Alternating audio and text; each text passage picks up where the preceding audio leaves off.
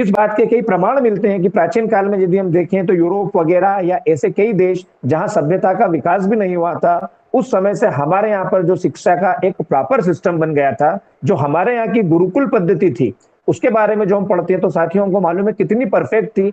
जिस choice based credit system की हम बात करते हैं, जिस चीज की चर्चा इस नई शिक्षा नीति में है कि कैसे एक छात्र तैयार हो जो मल्टी टैलेंटेड हो, जिसकी अच्छी लैंग्वेज पर भी अच्छी ग्रिप हो, जो एक अच्छा एंटरप्रेन्योर भी हो, जो अच्छा एक कलाकार भी हो, जो अच्छा एक विचारक भी हो, अच्छा थिंकर भी हो, तो वही तो हमारी गुरुकुल शिक्षा पद्धति के अंतर्गत रहता था कि जब व्यक्ति को समाज में कैसे बिहेवियर करना वो भी सिखाया जाता था, पढ़ाई लिखाई का भी ज्ञान कराया जाता था, उसको यदि दूसरे क्षेत्र में जाना है तो उसको युद्ध आयुध हथियार कैसे चलाने हैं उसके बारे में भी बताया जाता था, चिकित्सा के बारे में भी बताया जा सकता। तो कहने का आशय ये था कि हम लोग कोई ऐसी सभ्यता से नहीं आए हैं, हमारा कल्चर पहले से ही बहुत रिच रहा है। साथियों, दूसरी एक और प्रमुख जो भ्रांतियां हैं, जो दुनिया में हम चीज मानी जाती है, जो कई सालों से हमारे दिमाग में दे दी गई है कि भाई हम लोग जो है व्यापार की तरफ नहीं बढ़ते हैं, व्यापार को ऐसा बुरा माना जाता है और यही हमारा माइंड सेट है कि सब लोगों को नौकरी करना चाहिए या कहीं काम करना चाहिए। मैं आप बहुत प्रमुख बात आपको बोलूंगा, ये भी तो हमारे दिमाग में ठूस दी गई है। वास्तव में प्राचीन काल में आप लोग स्टडी करेंगे तो भारत एक्सपोर्ट का एक बहुत बड़ा सेंटर था। हमारे यहाँ पर कई पोर्ट्स डेवलप थे, कई बंदरगाह डेवलप थे, भारत का कई माल बाहर जाता है, ये चीजें इतिहास के पन्नों में दर्ज है। हमारे यहाँ के व्यापारी दुनिया के कई देशों में व्यापार करते थे, तो हम लोग तो अच्छे एक इंटरप्रेनर थे। भारत एक अच्छा ट्रेड कंट्री था, अच्छा काम करता था। ना जाने कहां से ऐसी चीज आ गई और ये बात हमारे दिमाग में बिठा दी गई, ये चीज आती गई कि व्यापार करना या पैसा कमाना एक बुरी बात होता है। तो मित्रों, ऐसी बहुत सारी चीजें हैं, बहुत सारी बातें हैं जो हम लोग पढ़ते हैं, जिसका इतिहास में प्रमाण है, दुनिया के इतिहास में प्रमाण है कि जब हमारे यहाँ की जो यूनिवर्सिटी है नालंदा और तक्षशिला जिसे जो हमारे विश्वविद्यालय हैं, उस समय जो रहे हैं, दुनिया के कई विद्वान ने वहां पर आकर अध्ययन किया है, वहां की स्टडी की है, भारत का सिस्टम समझा है वहां पर। ऐसे बहुत सारे उदाहरण, वहां की लाइब्रेरियां इतनी समृद्ध थी, इतनी किताबें थी कि जो हम सब लोगों को मालूम है कि जब उसको आग लगाई गई तो कई महीनों तक वो किताबें जलती गई। तो आप सोचिए कि कितना समृद्ध था हम लोगों का जो अतीत था, जो हम लोगों का पास्ट था। हर विषय में हम लोगों के यहाँ पर स्टडी होती थी। तो कहने का आशय ये है कि हम लोग जो आए हैं एक अच्छी सभ्यता से आए हैं, परंतु किसी कारणवश जब भारत में 200-250 साल तक हम बोल सकते हैं या उससे ज्यादा समय तक अंग्रेजों का शासन रहा, मुगल आए, तो वहां पर जो हम लोगों का तय सिस्टम था या हम लोगों की जो पद्धति, उस पर कहीं ना कहीं एक बड़ा नुकसान, और स्पेशली हम बोल सकते हैं मित्रों, जो ब्रिटिशर्स इंडिया में आए, जो अंग्रेज भारत में आए, तो उन्होंने बड़े प्लान से काम किया है कि हमारा माइंडसेट ऐसा, जो हम सब लोग पढ़ते हैं कि मैकाले की शिक्षा पद्धति के नाम से, कि तब उन्होंने ये चीज की है कि भाई हमारा, उनको आवश्यकता है कि एक अच्छा क्लर्क तैयार हो। ऐसी चीज यहाँ पर नहीं आए व्यक्ति के दिमाग में कहीं ये चीज आए कि भाई मैं एंटरप्रेन्योर बनूं, मैं अच्छा किसान बनूं, अच्छा एग्रीकल्चर को मैं आगे बढ़ाऊं, मैं कुछ नई सोच के लिए आगे बढ़ूं, मैं अच्छा एंटरप्रेन्योर बनूं, बहुत सारे उद्योग लगाऊं, मैं अच्छा थिंकर बनूं, मैं अच्छा म्यूजिशियन बनूं, मैं अच्छा आर्टिस्ट बनूं, अच्छा स्पोर्ट्समैन बनूं। इस तरह के प्रयास कम किए गए, एक तय चीजें कर दी गई। तो वह जो हमारा है, ये बैकग्राउंड हमारा आजादी के पहले का रहा है। आजादी के तुरंत बाद शिक्षा को लेकर प्रयास किए गए, इसमें कोई दो मत नहीं है कि निरंतर प्रयास किए गए, परंतु कहीं ना कहीं जिस दिशा में वो प्रयास होने थे उसमें हमें कहीं कमी लगती है। नेक्स्ट स्लाइड कृपया प्रेजेंट करें, जो हमारा सेकंड पॉइंट है।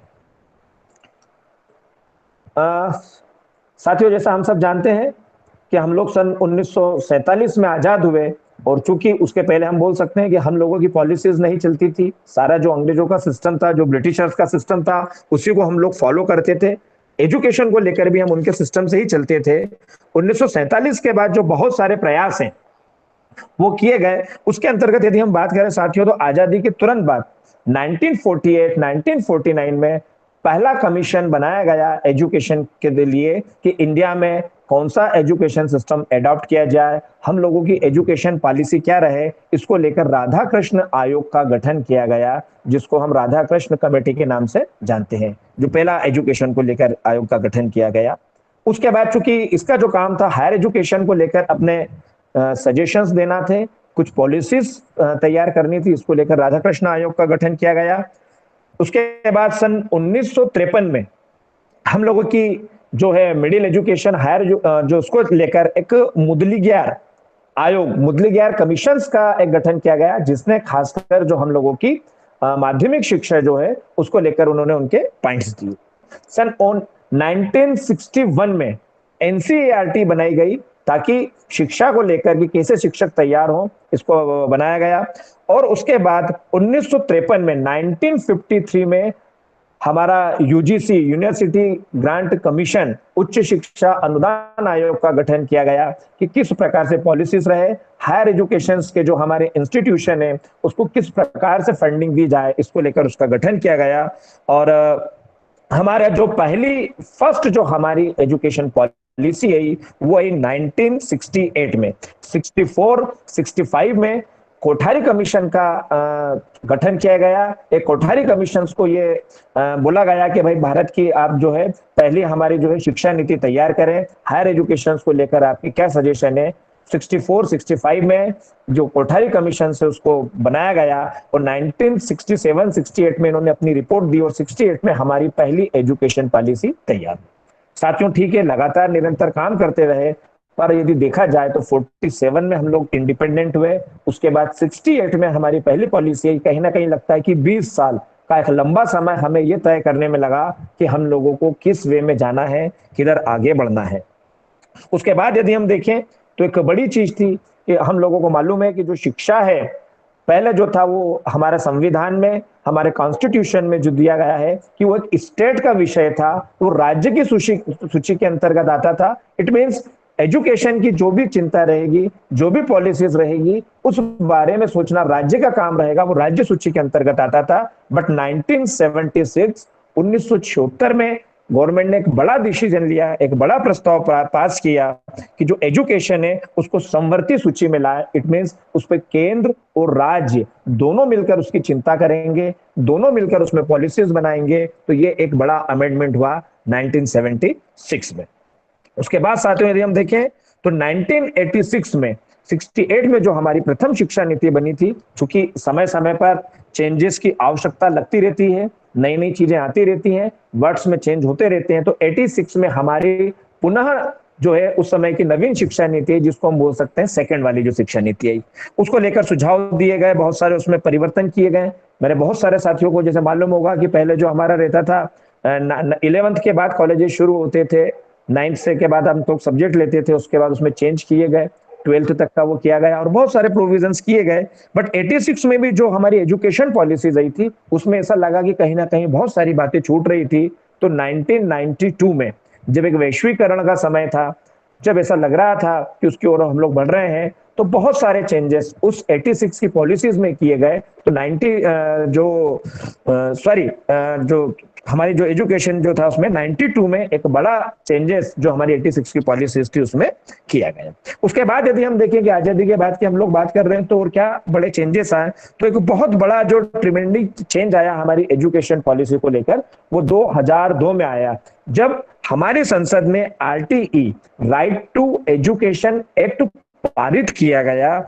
जो शिक्षा नीति राइट टू एजुकेशन में आया, जिसके अंतर्गत यह बात बोली गई थी कि 6 से 14 साल 6 to 14 इयर्स के जो चाइल्ड हैं, जो बच्चे हैं, जो किशोर हैं, उनको शिक्षा मुफ्त दी जाएगी और अनिवार्य रूप से वह शिक्षा दी जाएगी। ये जवाबदारी है। 2002 में ये एक हमारा आया राइट टू एजुकेशन एक्ट आया, पर साथियों यहां भी बड़ा लंबा समय लगा इसको लागू करने में। 2010 से ये एक्ट लागू हुआ, जो कि बहुत जरूरी था देश के लिए।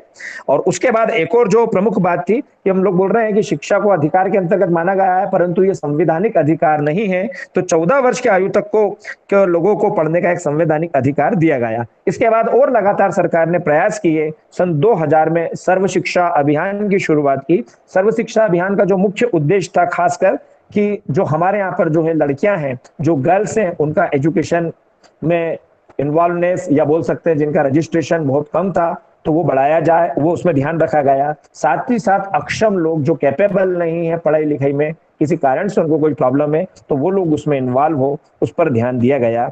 और बात करें हम आजादी के बाद भी हालांकि काफी प्रयास हुए, तो शायद आप लोगों जब इस आंकड़े को देखेंगे कि उस समय हमारी क्या पोजीशन थी, जब इंडिपेंडेंट हुआ हमारा देश, जब आजाद हुआ, उस समय हमारे देश में 20 विश्वविद्यालय थे। ओनली 20 यूनिवर्सिटीज उस समय चल रही थी, जो देश में काम कर रही थी। आज बड़ी खुशी की बात है कि हमारे यहाँ पर 860 से ज्यादा विश्वविद्यालय काम कर रहे हैं। ये प्रेजेंट पोजीशन है हम लोगों की। 860 प्लस यूनिवर्सिटीज वर्किंग है हमारे यहाँ पर। 45 से ज्यादा, मोर देन 45 हमारे यहाँ पर सेंट्रल यूनिवर्सिटीज है, केंद्रीय विश्वविद्यालय है। 51 से ज्यादा हमारे यहाँ पर राष्ट्रीय महत्व के संस्थान जिसको हम बोलते हैं नेशनल इंस्टीट्यूट से, 16 आईआईटी और 30 एनआईटी वर्तमान में काम कर रहे हैं। मतलब इतना प्रयास हमारे यहाँ पर हायर एजुकेशन को लेकर किया गया, परंतु फिर भी कहीं ना कहीं यह बात लग रही थी कि भाई जितनी चीजें होनी थी या जिस तरह का जितना बड़ा हमारा देश था, कहीं ना कहीं लग रहा था कि जो तुरंत 5-10 साल में आजकल पूरे वर्ल्ड का जो सिनेरियो बन रहा था, तो उसको लेकर ये तय किया गया कि अभी के हालात को देखते हुए एक नई कुछ चीज आई जाए, नया कुछ संशोधन शिक्षा में किया जाए। तो उसको लेकर फिर ये प्लानिंग बनी और हमारे देश की नई शिक्षा नीति लाने की योजना बनी। तो अगला मैं बोलूंगा, नेक्स्ट स्लाइड लगा इसमें, जो हमारा थर्ड है। अब प्रश्न यही है, हमने जो चर्चा की कि भाई हम लोगों का क्या बैकग्राउंड था आफ्टर द इंडिपेंडेंट, हमारे लिए हमने क्या क्या प्रयास किए।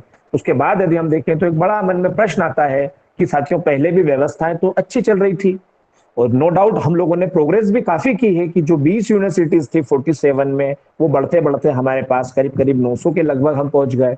बहुत सारे नेशनल इंस्टीट्यूट आए, बहुत सारे लोग भारत में तैयारी भी हुए। ये नहीं कहा जा सकता कि प्रयास नहीं किए गए, परंतु परिवर्तन जिसको बोलते हैं कि चेंजेस जो हैं वो अनिवार्य हो गए थे अभी की स्थिति को देखते हुए। तो नई शिक्षा नीति लाई गई। अब नई शिक्षा नीति जो लाई गई तो उसकी आवश्यकता हमको क्यों पड़ी? क्योंकि अभी साथियों हम देखें तो अभी जो समय है वो एक बोल सकते हैं हम लोग सूचना प्रौद्योगिकी का समय है, टेक्नोलॉजी के यूज का समय है।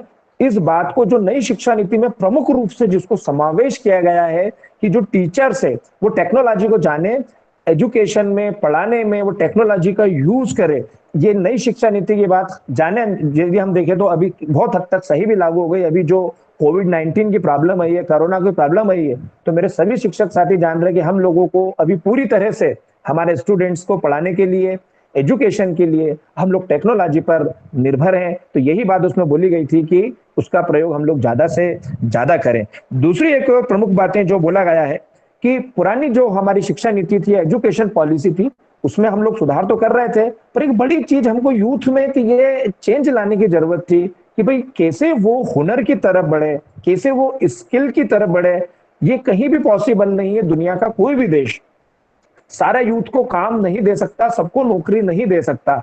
कहीं ना कहीं आप में ये चीज आनी वाली चाहिए कि मैं रोजगार या नौकरी मांगने वाला नहीं, बल्कि मैं रोजगार देने वाला बनूंगा, बल्कि मैं कुछ नया काम करूंगा। जैसे हमारे यहाँ कर जो कुछ लोकल चीज है उसके लिए मैं काम करूंगा। एंटरप्रेन्योर आए, उसके अंतर्गत हमने देखा है कि अभी बहुत सारी ऐसी चीजें, बहुत सारे इंक्यूबेशन आए, कुछ नवाचार करने वाले लोग आए। इस चीज की एक बहुत बड़ी आवश्यकता पड़ रही थी उसमें हमको कि जो भैया क्लर्क की, बल्कि ऐसे लोग हो जो कुछ नया करें, नया एंटरप्रेन्योर आए। साथ ही साथ हमें आवश्यकता थी कि जो एक माइंडसेट लोग बन रहा था यूथ का कि भाई मुझे तो पढ़ना है, ग्रेजुएशन करना है, उसके बाद कैसे भी नौकरी लेना है, वो बहुत होशियार है तो ये कि मैं बड़ी सर्विसेज में जाऊंगा, कम सोचा तो छोटी सर्विसेज में चला जाऊंगा।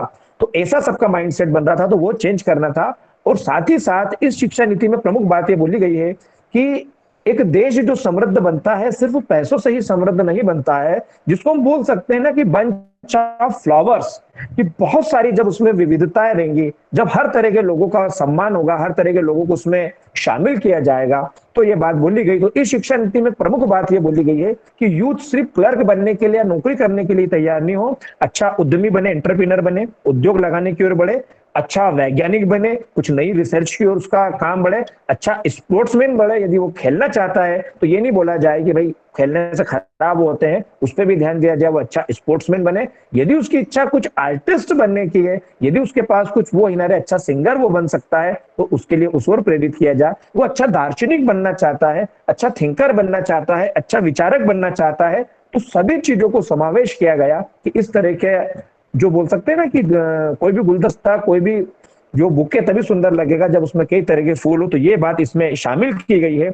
एक और प्रमुख बात जो मैंने अभी आपसे चर्चा भी की और वो बात अभी तुरंत ही जो प्रमाणित हो गई है कि जो टीचर्स हों वो टेक्नोलॉजी के साथ जुड़े, टेक्नोलॉजी का यूज करें, टीचर्स की भी इस प्रकार से ट्रेनिंग हो, ये इसमें बात थी। दूसरी एक और प्रमुख जो समस्या आ रही थी कि इतने प्रयास करने के बाद भी एक चीज सुनकर आपको बड़ा आश्चर्य होगा कि जो हम लोगों का ग्रास एनरोलमेंट रेशो है, जो जीईआर रेशो है, वर्तमान में जो है वो सिर्फ 25% है जो हायर एजुकेशन का है। आपको बड़ा आश्चर्य होगा कि जब अर्ली एज में जब स्टूडेंट का एनरोलमेंट होता है तो जीआर 90% से ऊपर बल्कि 95% तक रहता है, पर अपर क्लास तक आते आते ये जीआर अभी वर्तमान में 25% है। तो गवर्नमेंट का नई शिक्षा नीति में ये इन्होंने विशेष रूप से ये प्रावधान किया है, ये कोशिश की जाएगी कि 2035 2035 तक जो हमारा ग्रॉस एनरोलमेंट रेशियो है और जीईआर वो उसको बढ़ाकर, नामांकन रेशो को बढ़ाकर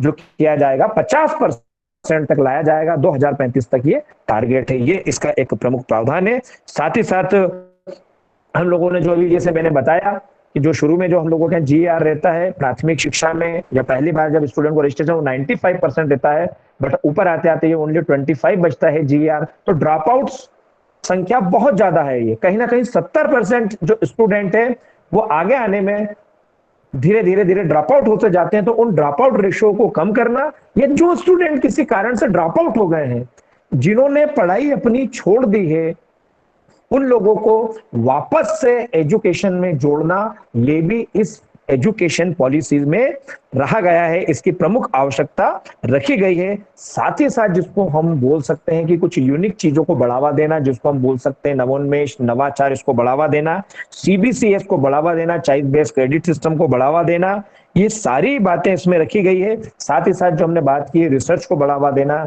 जो स्कूल्स कॉलेजेस में इंक्यूबेशन सेंटर्स बने इसको बढ़ावा देना, नई नई चीजें हो, जो एजुकेशन का तरीका प्रैक्टिकली ज्यादा हो, इस बातों को ध्यान में देकर ये नई शिक्षा नीति लाई गई है। और प्रमुख जो इसमें अपेक्षा की गई है कि व्यक्ति जो छात्र है, जो स्टूडेंट है, उसकी सोच इस तरह से तैयार करना कि सिर्फ मैं ही आगे नहीं बढ़ूं, साथ साथ मेरा समाज भी आगे बढ़े। वो अपनी सोशल रिस्पॉन्सिबिलिटी को समझे कि मेरे सफल होने में ही चीजें नहीं छिपी हुई है, मेरे आगे बढ़ने के साथ मेरे सर्वाइवल, मेरा सराउंडिंग, मेरे समाज, मुझसे जुड़े लोग भी आगे बढ़े। ये सब बातें इस नई शिक्षा नीति के अंतर्गत आवश्यकता लगी कि भाई ये चीजें होना चाहिए, और तब जाकर इस नई शिक्षा नीति की जो बोल सकते हैं ना कि इसके पीछे क्या सोच रही, ये सभी सोचें उसके पीछे शामिल रही। नेक्स्ट पॉइंट, नेक्स्ट यदि हम देखें तो इसका ऑपरेटिंग स्ट्रक्चर क्या रहेगा, क्योंकि अभी हम लोग देखते हैं कि मैक्सिमम जो हमारी शिक्षा नीति है वो यूजीसी के द्वारा संचालित रहती है, जो पॉलिसीज वगैरह बनती हैं। उसके अलावा जो अलग अलग फील्ड हैं उसमें अलग अलग बहुत सारे हम लोगों की जो बॉडीज बनी हुई है, एआईसीटी जो मेडिकल को ऑपरेट करती है, MCI medical council of India, जो एनसीटी, ऐसे बहुत सारे हैं, जो बार काउंसिल, तो ऐसी बहुत सारी बॉडीज बनी हुई है जो चलाती है, यूजीसी इसको ऑपरेट करती है। अब जो हमारी नई शिक्षा नीति आएगी तो उसमें उन्होंने क्या मॉडल रखा है, इसको किस तरह से चलाया जाएगा, इसके बारे में साथियों हम लोग चर्चा करेंगे थोड़ा। तो एक प्रमुख बात जो बोली गई है कि अभी जो हम लोगों का यूजीसी और हायर एजुकेशन जिस डिपार्टमेंट के अंतर्गत आता है उसको आता है मानव संसाधन विकास मंत्रालय के अंतर्गत, एचआरडी के अंतर्गत आता है। और जो नवीन जो हमारी न्यू एजुकेशन पॉलिसी है उसमें जो खास बात बोली गई है कि हमारे मानव संसाधन विकास मंत्रालय की बजाय जो शिक्षा है वो शिक्षा मंत्रालय बनेगा, उसके अंतर्गत आई जाएगी। दूसरी जो प्रमुख बात बोली गई है, ये बहुत ही महत्वपूर्ण इसका प्रावधान है, जिसमें ये बोला गया है कि राष्ट्रीय शिक्षा आयोग का गठन किया जाएगा। राष्ट्रीय शिक्षा आयोग के अंतर्गत जो रहेंगे उसके जो चेयरमैन रहेंगे वो हमारे प्रधानमंत्री रहेंगे देश के, और उसी के साथ साथ जो उसमें सचिव रहेंगे वो शिक्षा मंत्रालय जो है उसके मिनिस्टर रहेंगे, उच्च शिक्षा मंत्री रहेंगे। साथ साथ उसमें जो मेंबर्स रहेंगे, जो उसकी बॉडीज रहेगी, उसमें देश के विचारक, उच्च शिक्षा के जानकार लोग, शिक्षाविद, इनको शामिल किया जाएगा। तो सोचिए साथियों, जो एक्चुअली वो जो लोग इस फील्ड से जुड़े हुए हैं वो उसको ऑपरेट करेंगे। साथ ही साथ इसमें यह भी प्लान है कि जैसे राष्ट्रीय शिक्षा आयोग बनाएगा, ठीक है, उसी तरह से सभी राज्यों में राज्य शिक्षा आयोग का भी गठन किया जाएगा, इस तरह की रेगुलेटिंग बॉडी बनाई जाएगी। और इसके अलावा जो अभी हमने बात की कि अभी हम लोगों को शिक्षा को ऑपरेट करने के लिए नियामक संस्थान बहुत सारे हैं। मुझे मालूम है जैसे मेरे बहुत सारे साथी हैं जो अलग अलग फील्ड से जुड़े हैं, तो हम लोगों को जैसे लॉ की जो लोग पढ़ाई करवा रहे हैं तो उनको यूजीसी के रूल भी मानना है, साथ ही साथ उनको बार काउंसिल ऑफ इंडिया ने जो नियम बना है उनको भी मानना है। कई बॉडीज रहती हैं जो बीएड में काम कर रहे हैं, उनको ये भी मालूम है कि भाई हम लोगों को कई बॉडीज में एनसीईआरटी के रूल भी फॉलो करना है। जो मेडिकल में काम कर रहे हैं एनसीआई को मानना है, नर्सिंग में काम कर रहे हैं एनसीआई को मानना है। ऐसी बहुत सारी अलग अलग रेगुलेटरी बॉडीज है। तो इसमें जो बात बोली है कि उसके बाद जो इसका संचालन होगा, सारी बॉडीज को खत्म करके कोई एक बॉडी बनाई जाएगी जहां से इसका संचालन किया जाएगा। और इसी को ध्यान में रखकर 2017 में जो हमारे इसरो के पूर्व चेयरमैन है श्री के कस्तूरी रंगन, उनकी अध्यक्षता में एक कमेटी बनाई गई और उन्होंने ये सजेशन दिया है कि इस तरह से इसका ऑपरेटिंग सिस्टम होगा। और इसमें जो प्रमुख बात जो कही गई है नई शिक्षा नीति में, जो अभी हमने चर्चा की है कि इसका फोकस क्या है, तो हम लोग 5 पॉइंट को ध्यान रखें जो थ्रस्ट पॉइंट है। इन 5 पॉइंटों के आधार पर जो शिक्षा नीति है वो बनी गई है। साथियों, जिस पर हम चर्चा करें तो पहली चीज, ये शिक्षा नीति अभिगत होना चाहिए, न्याय संगत होना चाहिए, गुणवत्तापूर्ण होना चाहिए, वहन करने योग्य होना चाहिए और जवाबदारी। अब यदि हम बात करें तो कैसी होना चाहिए, मीन्स रीजनेबल होना चाहिए, न्याय संगत होना चाहिए कि कोई भी पर्सन किसी भी कारण से, कोई भी स्टूडेंट ऐसा नहीं रहे जो पढ़ने से वंचित हो जाए। दूसरी चीज है कि उसमें क्वालिटी एजुकेशन होना चाहिए, जिसकी बड़ी कमी अभी हम लोगों को लगती है। हम सब टीचर्स ऐसे जानते हैं कि एक बड़ी कमी हमको लगती है कि जो हमारी एजुकेशन पॉलिसी में जो बड़ा एक लेकुना है, बड़ा एक कमी हमको लगती है कि कहीं ना कहीं जो हमारी पॉलिसी है वो क्वालिटी एजुकेशन नहीं है। तो कैसे हम लोग क्वालिटी एजुकेशन की ओर बढ़े। और एक बड़ी चीज जो हमें लगती है कि वहन करने योग्य, वहन करने योग्य मीन्स कहीं हमको लगता है कि कहीं तो एजुकेशन हम देखते हैं तो बहुत कम फीस है, कहीं यदि हम देखते हैं तो कुछ कोर्सेज की फीस वास्तव में इतनी ज्यादा है कि कई स्टूडेंट जो भले प्रतिभाशाली है, जो इंटेलिजेंट है, पर वो उसको वहन नहीं कर सकता। तो कुछ ऐसा प्लान रहे, कोई ऐसी पॉलिसी बने कि समाज का सभी वर्ग जो भले ही फाइनेंशियली वीक हो, आर्थिक रूप से कमजोर हो, बट वो उस शिक्षा का भार वहन कर पाए। जो व्यक्ति जिस योग्य है वैसी शिक्षा को ले पाए तो वहन करने योग्य बने। और मेरे हिसाब से यदि बोलूं तो इस शिक्षा नीति की जो सबसे बड़ी बात है, जो आजादी के बाद से यदि हम देखें तो करीब करीब 70-72 साल का, 75 साल के आसपास होने जा रहा है, इतना समय हुआ। एक बड़ी कमी जो लगती थी कि हमारे यहाँ पर कोई रिस्पॉन्सिबल ही नहीं होता था शिक्षा के अंतर्गत। भाई यदि हम देखते हैं तो हमारे यहाँ पर एक छोटा सा क्लर्क भी होता है, एक छोटा सा कोई पुलिस का कांस्टेबल भी होता है, तो उसकी भी एक रिस्पॉन्सिबिलिटी तय होती है कि भाई ये काम आपको सौंपा है, इसमें आप गलती करोगे तो आपको इस चीज से पनिश किया जाएगा, ये आपकी रिस्पॉन्सिबिलिटी है। हमारे यहाँ पर बड़े ऐसी बात है कि प्राइमरी टीचर से लेकर मिनिस्टर तक देखें तो एजुकेशन को लेकर कोई भी पर्सन जवाबदेह नहीं है, कोई भी व्यक्ति रिस्पॉन्सिबल नहीं है। तो एक बड़ी बात यहाँ पर तय की गई है कि इसके लिए एक जवाबदार व्यक्ति कौन होगा, वो इज रिस्पॉन्सिबल। कि कहीं आपने कुछ पॉलिसी बनाई, उसके सही रिजल्ट्स नहीं आए, टीचर्स की क्या रिस्पॉन्सिबिलिटी है, उसके क्या जवाबदारी है स्टूडेंट को तैयार करने के लिए, उसके क्या रोल है। तो ये एक प्रमुख बात जो अभी तक छूटी हुई है, ये तो वो इसका एक मेन पॉइंट है कि इसमें कहीं ना कहीं एक जवाबदारी भी तय की गई है। अब नेक्स्ट हम लोग जो चर्चा करेंगे कि एजुकेशन को लेकर जो बड़ी एक विषय है, जो मार्केट में जो चीज आती है वो खासकर, क्योंकि भाई हम लोगों को मालूम है कि कोई भी इमारत अच्छी तभी बनती है जब उसकी बुनियाद मजबूत हो। तो नेक्स्ट पॉइंट में हम लोग जो डिस्कशन करेंगे वो हम लोग करेंगे प्राथमिक शिक्षा पर, इसमें क्या स्पेशल प्रोविजन किए गए हैं, प्राथमिक शिक्षा पर इसमें क्या प्रावधान बनाए गए हैं। क्योंकि यदि छोटी एज में ही सही रूप से आगे बढ़ाया जाएगा तो निश्चित ही आगे इतनी समस्या नहीं आएगी। मेरे बहुत से शिक्षाविद जानते हैं कि भारत, जैसे भी अशोक सर बैठे हैं वो अमेरिका में है, वहां की शिक्षा नीति का भी अध्ययन कर रहे हैं, तो इस बात को जानते हैं कि दुनिया के कई देशों में हायर एजुकेशन से ज्यादा टफ और ज्यादा महत्व जो दिया जाता है वो प्राइमरी एजुकेशन को दिया जाता है। कि उस समय स्टूडेंट का जो माइंडसेट बनता है, उस समय जो स्टूडेंट तैयार होता है, जो बच्चा जैसा तैयार होता है, आगे जाकर उसका बहुत इफेक्ट होता है। उस बारे में भी बहुत सारे बात यहाँ पर कही गई है। जैसा कि साथियों हम लोग सभी जानते हैं कि बच्चों का जो मस्तिष्क है 85% तक जो रहता है वो हम लोग मानते हैं 5-6 साल की उम्र तक डेवलप होता है। उस समय तक हम उसे बहुत सारी बातें बता सकते हैं। तो इसमें जो प्रमुख बातें शामिल की गई है स्कूल स्तर पर, उसमें आप ये टर्म्स ध्यान रखें जो बहुत सारे मेरे रिसर्चर्स यहाँ पर बैठे हैं, स्टूडेंट्स भी हैं इसमें कई शामिल। एक वर्ड ध्यान रखें यहाँ पर, ECCE, early childhood care and education. जो बच्चों की जो एजुकेशन है इसमें जो प्रमुख है, इस पर ध्यान देने का बोला गया है। Early childhood care and education को ध्यान दिया गया है। उसमें प्रमुख बात जो बोली गई है, जो पहला इसमें प्रावधान है कि यदि स्टूडेंट 6 साल तक जो रहे, पढ़ाई बिल्कुल निशुल्क हो, सरल हो। एक बड़ी चीज जो चर्चा का विषय उठा है, जिसमें कुछ लोगों ने कंट्रोवर्सी करने की भी कोशिश की है, वो है उसकी मातृ भाषा को लेकर, एजुकेशन को लेकर। मैं आज सभी लोग, हम लोग जानते हैं कि दुनिया में सबसे आसान चीज जो होती है, एक बच्चा जो रहता है वो सबसे पहले अपनी माँ की भाषा समझता है। उसके घर में जो बोली जा रही है उसमें ज्यादा समझेगा।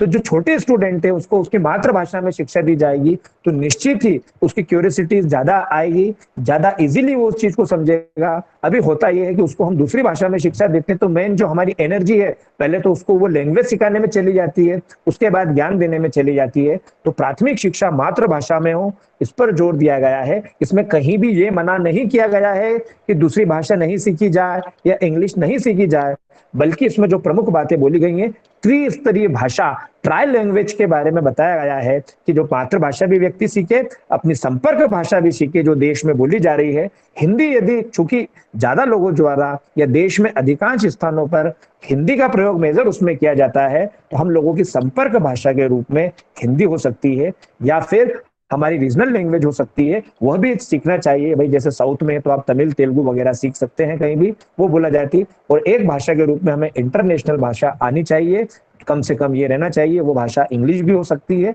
तो इस तरह से ये इसमें बात कही गई है।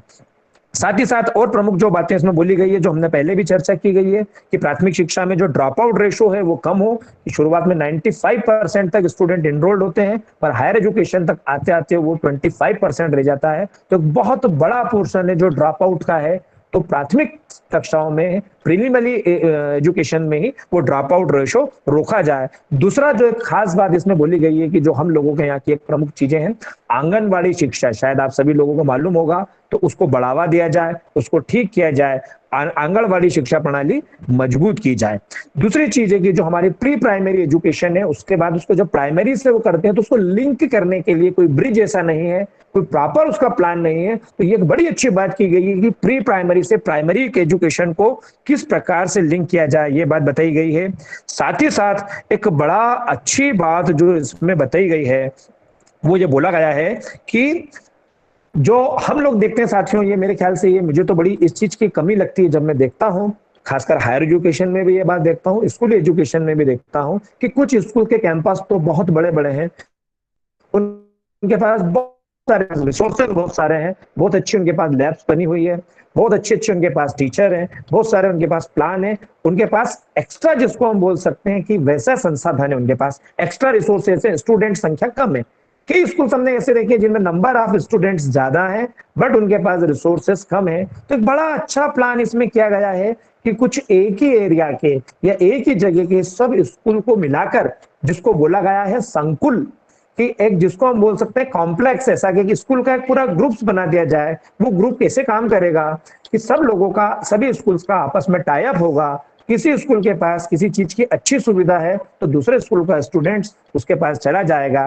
टीचर्स की उसमें शेयरिंग हो जाएगी, कहीं किसी सब्जेक्ट के बहुत अच्छे टीचर हैं तो दूसरे स्कूल के स्टूडेंट भी उसका लाभ ले पाएंगे। किसी स्कूल के पास बहुत अच्छी लैब है तो अदर स्टूडेंट भी उसमें जा पाएंगे, वहां पर उसे जानकारी ले पाएंगे। तो ऐसा ग्रुप ऑफ स्कूल्स बनाया जाएगा, कॉम्प्लेक्स ऑफ स्कूल बनाया जाएगा, जो एक दूसरे के रिसोर्सेस का, एक दूसरे के पास जो सुविधाएं उपलब्ध है उनका वो लोग उपयोग कर पाएंगे।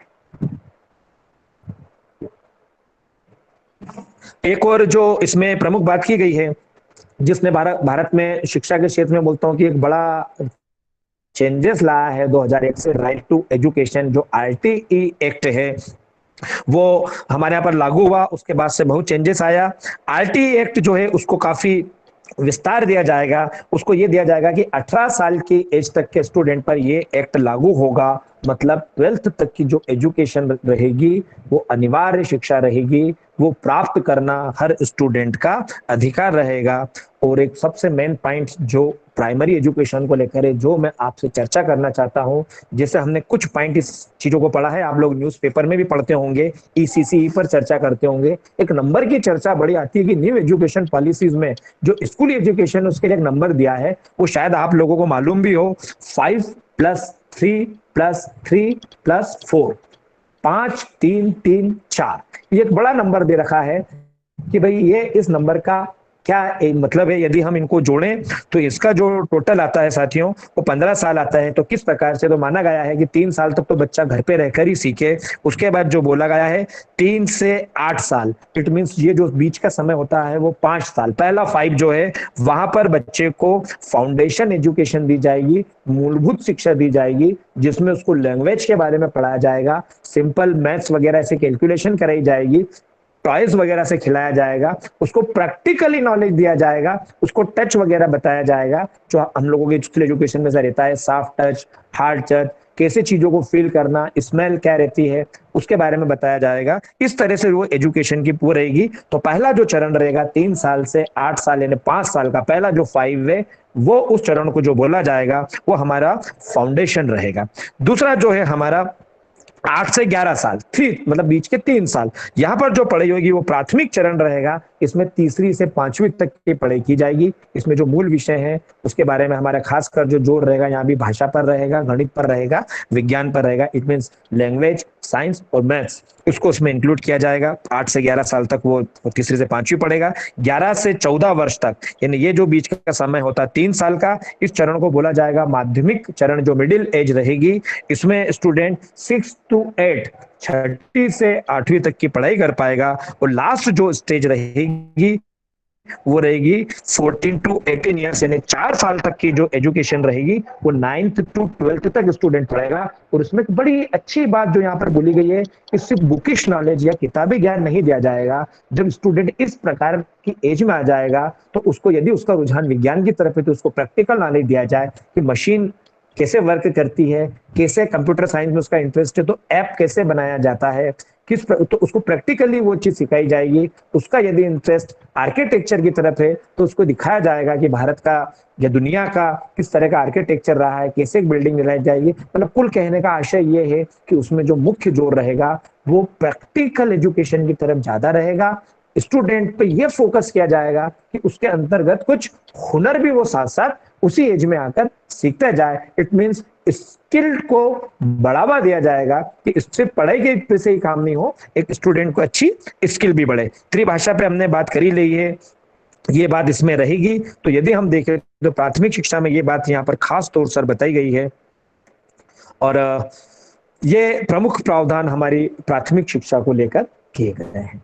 मित्रों, ये बातें प्राथमिक शिक्षा की थी और जो इस चीजों को बहुत सारी और डिटेल्स में भी इनको दे रखा है, कई सारे एग्जाम्पल इसमें बताए रखे हैं। जैसे उदाहरण के लिए यदि हम जाने की, अभी हम लोग चर्चा करते हैं, जब हम बात करते हैं कि बहुत सारे युद्ध की, ये हल्दी घाटी का युद्ध कैसे हुआ, पानीपत का युद्ध कैसे हुआ, चित्तौड़ का जो हम लोग बात करते हैं कि फोर्ट कैसा बना हुआ है, अलग अलग चीजों के बारे में हम लोग बताते हैं। शिवाजी की जो रहती थी वो किस प्रकार की स्ट्रेटेजी रहती थी, कैसा वहां का किला है, तो ये भी इसमें शामिल है कि छोटे स्टूडेंट को आप पढ़ाते हैं तो ये चीजें आप प्रैक्टिकली वहां ले जाकर बताएं। इसे बहुत ही खूबसूरती से इन बातों को शामिल किया गया है। ये बात हमारी प्राथमिक शिक्षा में बताई गई है। नेक्स्ट जो है हम लोग अब अगले उस पर छठे पॉइंट में चर्चा करेंगे हमारे हायर एजुकेशन को लेकर, जो कि हमारा मुख्य पॉइंट है कि हायर एजुकेशन में क्या क्या प्लान इस न्यू एजुकेशन पॉलिसी एनईपी के अंतर्गत किए गए हैं। तो यदि हम लोग बात करें हायर एजुकेशन की, तो भाई पहली बात है कि वो जानना जरूरी है कि मुख्य जो है हायर एजुकेशन को लेकर मुख्य जोर किस बात को है, थर्स्ट पॉइंट क्या है। तो वही यहाँ पर बात आती है कि एक ऐसे युवा तैयार करना, देश के लिए एक ऐसे लोग तैयार करना जो खुद तो अच्छे से सक्षम हो, सब चीज के जानकार हो, पर सिर्फ अपना सोचने वाले ही नहीं, जो समाज और देश के लिए सोचे, ऐसे युवा तैयार करना जो उसके दिमाग में सिर्फ यही नहीं रहे, पढ़ाई का सिर्फ यही उद्देश्य नहीं रहे कि मैं किसी भी तरह से ग्रेजुएशन कर एक नौकरी प्राप्त करने का एक साधन बने पढ़ाई। उस सोच को, उस थॉट को, उस विचार को चेंज करना कि आदमी के दिमाग में ये आए कि भाई मुझे एक हुनरमंद व्यक्ति बनना है, मुझे कोई स्किल सीखना है। इस बात पर बहुत विशेष ध्यान दिया गया है। साथ ही साथ उसके अंतर्गत ये इस चीज को बढ़ावा देना कि वो एक एंटरप्रेन्योर बने, वो रिसर्च की ओर बढ़े, कुछ नई नई शोध करे, उसका ये माइंडसेट बने, उसका कोई व्यक्ति का रुझान यदि आर्ट की तरफ है तो ऐसा प्लेटफॉर्म तैयार करना कि वो अच्छा आर्टिस्ट बने। कोई व्यक्ति अच्छा यदि साइंस के क्षेत्र में जाता है तो उसको ये चीज प्रोवाइड करना। मतलब कुल मिलाकर हम बोल सकते हैं कि मल्टी डायमेंशन, अलग अलग चीजों में जो सोच रखे हैं वैसे स्टूडेंट तैयार करना, ये हायर एजुकेशन में मुख्य बातें इसमें शामिल की गई है, मुख्य ये प्रावधान है। हायर एजुकेशन में प्रमुख बात हमने यहाँ पर देखी रही है कि सबसे पहला जो हायर एजुकेशन में चेंज किया जाएगा, अभी तक जो हमारी हायर एजुकेशन जिस मिनिस्ट्री में चलती थी, मिनिस्ट्री ऑफ एचआरडी में चलती थी, मानव संसाधन विकास मंत्रालय के अंतर्गत चलती थी, अब वो जो मंत्रालय है उसमें अभी भी हमने बात की थी कि वो शिक्षा मंत्रालय के नाम से कहलाएगा। और उसके बाद यदि हम लोग बात करें तो जो प्रमुख बात इसमें जो शामिल की गई है कि राष्ट्रीय शिक्षा आयोग का गठन किया जाएगा, प्रधानमंत्री उसके अध्यक्ष रहेंगे, राज्य शिक्षा आयोग का भी गठन किया जाएगा, रिसर्च पर उसमें विशेष ध्यान दिया जाएगा। और एक प्रमुख बात जो इस उच्च शिक्षा को लेकर इनकी जो सोच है, जो चिंता है सरकार की, और वास्तव में वो पॉइंट मैं आपके सामने भी रखूंगा, तो जिसको मैं खास जो बोला गया है, हमारे देश में भाई लगभग लगभग हम देखें तो महिला और पुरुष लगभग लगभग थोड़ा बहुत ऊपर नीचे देखें तो बराबर है। हायर एजुकेशन में भी जो स्थिति है, जो टोटल हमारा एनरोलमेंट है उसमें जो गर्ल्स का एनरोलमेंट है वो 46% है। 54% उसमें बॉयज हैं, 46% उनमें गर्ल्स हैं। मतलब लड़कियां पढ़ाई तो कर रही हैं, पर उसी में एक बड़ी मजेदार बात है जो आप आगे देखेंगे, जो आंकड़े आगे आए हैं कि देश का जो कुल श्रम है, जो कुल लेबर है, जो लेबर मिनिस्ट्री से जो जानकारी मिले हैं, जो काम में लोग लगे हुए हैं, उसमें गर्ल्स का रेशो ओनली 27% है।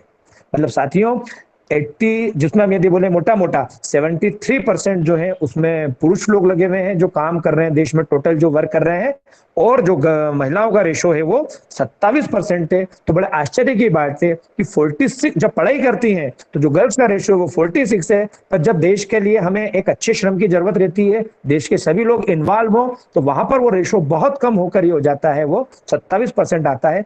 कहने का आशय बहुत सीधा सा जो इससे मीनिंग निकलता है कि लड़कियां पढ़ तो रही हैं पर उसके बाद वो काम में और वर्क में नहीं आ पाती है, तो इस चीज को भी कम करना है। दूसरी एक और प्रमुख बात है कि साक्षरता का भी हमने बात पहले की थी कि देश में साक्षरता का भी बहुत ज्यादा हम लोगों ने चीजें कवर की है, बहुत आगे बढ़े हैं। पर यदि सोचो कि 10% लोग भी देश में यदि निरक्षर रहते हैं तो बोलने में बड़ा छोटा फिगर है कि हम लोगों का 90% लोग पढ़े लिखे हैं, पर 10% लोग भी रहते हैं तो साथियों देश की जनसंख्या के हिसाब से वो फिगर 13-14 करोड़ लोगों का होता है। तो कहीं भी वो लोग छोटे नहीं है, इसमें ध्यान दिया गया है। रिसर्च के लिए बार बार बोला गया है, बढ़ावा दिया जाए। इसमें एक खास बात जो इसमें बोली गई है, जो एक बड़ी कमी लगी है सरकार को, एक ये आंकड़ा शायद आप लोगों को भी ध्यान रखना चाहिए कि कितना जो हम लोगों के यहाँ जो डिस्ट्रीब्यूशन है वो कितना, उसमें जो बोल सकता है कि असंतुलन है, उसमें कितना संतुलन का अभाव है। जो एक आंकड़े आए हैं उसमें बताया गया है कि हायर एजुकेशन के जितने हमारे इंस्टीट्यूट हैं उसमें 40% जो इंस्टीट्यूट हैं, जो कॉलेजेस हैं, उनके पास बड़े वो सिर्फ एक ही कोर्स रन कर रहे हैं, एक ही कोर्स। जो टोटल हमारे यहाँ पर हायर एजुकेशन इंस्टीट्यूट हैं, जो कॉलेजेस हैं, जो संस्थान है, वो सिर्फ एक कोर्स को रन कर रहे हैं। 20% इंस्टीट्यूट ऐसे हैं जहां पर 1000 से कम स्टूडेंट पढ़ रहे हैं।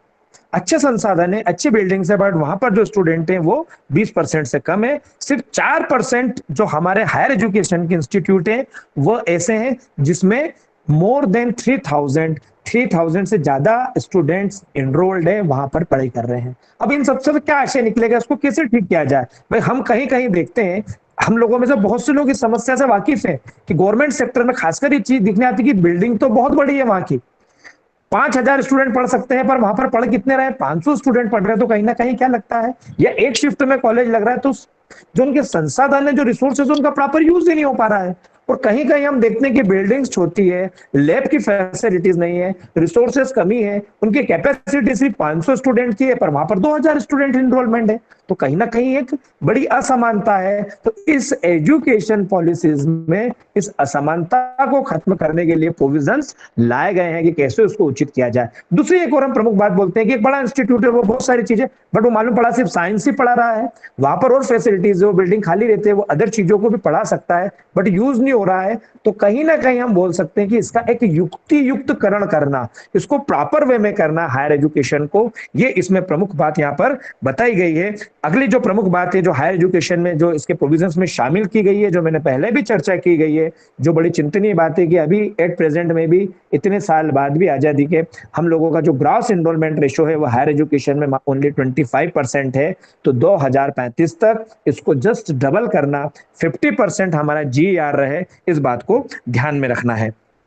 दूसरी जो प्रमुख बात है कि जो न्यू एजुकेशन CBCS को बढ़ावा देना, चॉइस बेस्ड क्रेडिट सिस्टम को, जैसे हमने चर्चा की कि कोई स्टूडेंट अलग अलग चीज पढ़ सकता हो सकता है कोई साइंस का स्टूडेंट हो बट उसकी इकोनॉमिक्स के बारे में अच्छी जानकारी है तो वो भी ऑप्शनल में पढ़ सकता है। कोई व्यक्ति बहुत अच्छा बोल सकते हैं कि डॉक्टर है बट उसका म्यूजिक में इंटरेस्ट हो सकता है, तो इस तरह से CBCS को बढ़ावा देना, ये इसमें खास बात बोली गई है। और एक जो प्रमुख प्रावधान है, जो मेरे शिक्षक साथी, जो मेरे बहुत सारे स्टूडेंट हैं, मेरे रिसर्च स्कॉलर से जो चर्चा करते हैं, बड़े आसान उसमें बोलते हैं कि सर न्यू एजुकेशन आने पॉलिसी आने के बाद जो ग्रेजुएशन है क्या वो 4 साल का हो जाएगा, अभी जो 3 साल का है।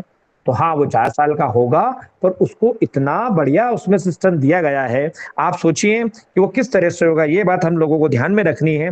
मैं आज आप लोगों को बताऊं, किसी स्टूडेंट ने 12th की, उसके बाद कॉलेज में एडमिशन लिया, सपोज फर्स्ट ईयर करने के बाद, सेकेंड ईयर करने के बाद छोड़ दिया, तो हम लोग उसको कुछ भी नहीं दे पाते हैं। उसकी क्वालिफिकेशन क्या कहलाएगी? 12th पास। फाइनल में आकर भी यदि कोई स्टूडेंट पढ़ाई को छोड़ देता है तो भी हम लोग उसको क्या बोल पाएगा? वो ये नहीं बोलेगा उसकी एजुकेशन क्या कहलाएगी। जब हम लोग काउंट करेंगे 12th पास, इसमें बड़ी अच्छी चीज बताई गई है, एग्जिट का इसमें प्लान बताया गया है कि ग्रेजुएशन के समय यदि स्टूडेंट एग्जिट होता है तो उस एग्जिट का क्या प्लान रहेगा। यदि स्टूडेंट फर्स्ट ईयर करके छोड़ देता है तो अभी तक वो कुछ भी नहीं उसको मिलता है, उसको सर्टिफिकेट दिया जाएगा। उसको फर्स्ट ईयर के बाद छोड़ेगा तो उसको एक सर्टिफिकेट मिलेगा। सेकेंड ईयर करके यदि वो छोड़ता है तो उसको डिप्लोमा दिया जाएगा, मतलब वो डिप्लोमा होल्डर कहलाएगा। थर्ड ईयर यदि वो पूरा करता है तो उसको डिग्री दी जाएगी, जैसी अभी व्यवस्था है। यदि वो चौथे साल भी पढ़ाई रखना जारी रखता है तो जिस फील्ड में उसने ग्रेजुएशन किया है उससे बेस्ट रिसर्च वाला या प्रैक्टिकल काम कराया जाएगा, ताकि उसके अंतर्गत एक्सपर्टीज आए, वो होशियार बने, इस चीज को ध्यान रखा जाएगा। मतलब ये बड़ी अच्छी बात जो इस एजुकेशन पॉलिसीज की लगी। हायर एजुकेशन का ये प्रोविजन मुझे सबसे अच्छा लगा कि यदि स्टूडेंट की एंट्री के साथ साथ इसमें एग्जिट का प्लान भी दे रखा है कि उस समय उसको क्या मिल पाएगा। तो ये सारी बातें जो है मुख्य रूप से ये सारे प्लान इसमें कर रखे हैं, इस चीजों की तरफ इनका ध्यान दे रखा है। तो ये मेन प्रोविजन हायर एजुकेशन को लेकर है। और नेक्स्ट आप स्लाइड में देखेंगे जो इस एजुकेशन पॉलिसी का और हम लोगों के पॉइंट ऑफ व्यू से जो रहेगी रिसर्च को लेकर इसमें क्या प्रोविजंस किए गए हैं। जिससे कि अभी मैंने शुरुआत में एक बात कही कि हमारा जो रिसर्च फाउंडेशन ऑफ इंडिया है, इसके जो सभी लोग हैं, विशेषकर Saurabh sir, Ashok sir, Ajay sir, Manish sir और मेरे सभी जो साथी लगे हुए हैं, उनको मैंने विशेष साधुवाद दिया था, विशेष धन्यवाद दिया था कि जो गवर्नमेंट की मेन थ्रस्ट है, जो उनकी इच्छा है कि कैसे रिसर्च एंड डेवलपमेंट को बढ़ावा दिया जाए, जो आप काम कर रहे हैं, इस एजुकेशन पॉलिसीज का मेन फोकस जो है वो इसी बात को लेकर है कि कहीं ना कहीं हम लोग रिसर्च में बहुत ही पिछड़े हुए हैं। एक तयशुदा हम लोग शिक्षा प्राप्त कर रहे हैं, सिर्फ एक ऐसी चीज है कि जिनको किसी भी येन केन प्रकार पढ़ लिख कर नौकरी प्राप्त करना, ये इस एजुकेशन का उद्देश्य रह गया है। तो कैसे हम लोग रिसर्च को बढ़ावा दें। अभी हम लोग देखते हैं जब कोविड काल में चर्चा होती है कि दुनिया की कई यूनिवर्सिटीज रिसर्च कर रही है वैक्सीनेशन को लेकर, हम लोग देखते हैं कई चीजों को लेकर प्लान बना रही है, तो हमारे यहाँ भी ऐसा इंफ्रास्ट्रक्चर तैयार हो, हमारी यूनिवर्सिटीज ऐसी तैयार हो जो रिसर्च को बढ़ावा दे। तो इसमें मेन जो प्लान किए गए हैं कि कुछ यूनिवर्सिटीज, कुछ जो एजुकेशन है, जो स्पेशली उनका जो फोकस रहेगा, वो मेन जो उनका फोकस रहेगा वो रिसर्च को लेकर रहेगा, उसके लिए वो आगे बढ़े। तो इसके लिए बोला गया है साथियों, जो मेन इसका प्रावधान है NRF, नेशनल रिसर्च फाउंडेशन, जो बोल सकते हैं एक राष्ट्रीय शिक्षा जो है फाउंडेशन, इसके लिए तैयार किया जाएगा। NRF की स्थापना की जाएगी जो हर क्षेत्र में रिसर्च को बढ़ावा देगा। और यह प्रवृत्ति छोटी एज से ही स्टूडेंट के अंतर्गत आए, जिसमें कई लोगों में देखें क्यूरियोसिटी, तो उसको बचपन से आइडेंटिफाई कर लिया जाए कि इस व्यक्ति का रुझान रिसर्च की तरफ है, उस चीज को डेवलप किया जाए। अब NRF की जो स्थापना की जाएगी उसके बारे में भी बहुत सारे उसमें प्रावधान बनाए गए हैं। बड़ी चीज जो उसमें बोली गई है कि अभी तक हमारे यहाँ पर जो चीज देखी गई है, चाइल्डहुड, हम लोग बचपन से एजुकेशन से लेकर हायर एजुकेशन में कहीं भी ऐसा माहौल नहीं है कि इस तरह का एक एनवायरमेंट तैयार किया जाए, एक एटमॉस्फेयर तैयार किया जाए कि जहां पर रिसर्च को बढ़ावा दिया जाए, उसको सम्मान की दृष्टि से देखा जाए, उसको इंकरेज किया जाए। तो इस बात पर ध्यान दिया गया है। जो खास बात इसमें बोली है इसकी प्रस्तावना में कि रिसर्च का माहौल बनाया जाए, रिसर्च को बढ़ावा दिया जाए। दूसरी जो बात है कि जो इसके लिए बड़ा काम एक टीचर्स के लिए भी रहेगा कि इसके लिए जो हमारे कॉलेज के और जो स्कूल्स के टीचर तैयार करेंगे, जो बीएड के लिए टीचर्स तैयार होंगे, उनकी ट्रेनिंग इस प्रकार की होगी, 4 साल का बीएड रहेगा कि वो जो स्टूडेंट को पढ़ाएं तो किस तरह से उनको रिसर्च के लिए मोटिवेट करें। और जो नेशनल रिसर्च फाउंडेशन की जो स्थापना होगी उसमें बताया गया है कि कैसे रिसर्च को बढ़ावा देगा। और साथियों, जो बहुत खूबसूरती इस एजुकेशन